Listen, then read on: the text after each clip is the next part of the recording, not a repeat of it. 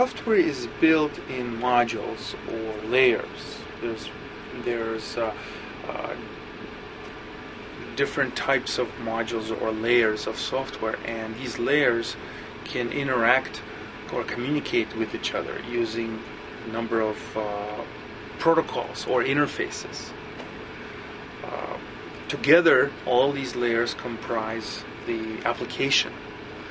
And layers could be static, meaning that they sit in the program and they will execute on invocation. Whenever another piece of software wants to run these modules, they will call them or invoke them.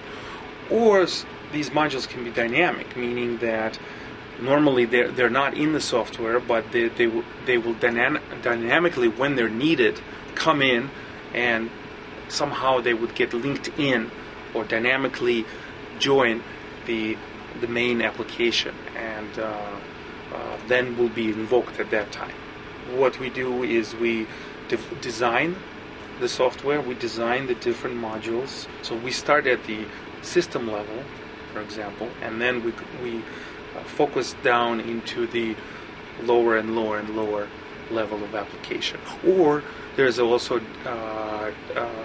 that's a top-down approach, and then we have the bottom-up approach, where we start with the smaller, lower level modules, and then we combine them together and build a larger application from that. And then we design interfaces between the various layers and protocols.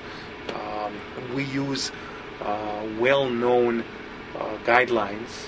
A good software developer will know majority of these rules or guidelines. And also we have a lot of pitfalls that we try to avoid. These are also well-known issues.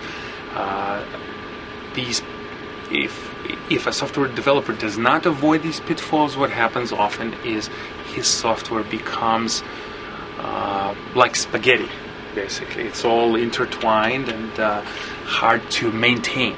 So it may work at first, but then somebody else comes in and tries to maintain it or tries to change it, and he will get lost because he will not understand the code, or he will understand it, but he may not understand it completely. He may miss out certain idiosyncrasies about the code, and when the code becomes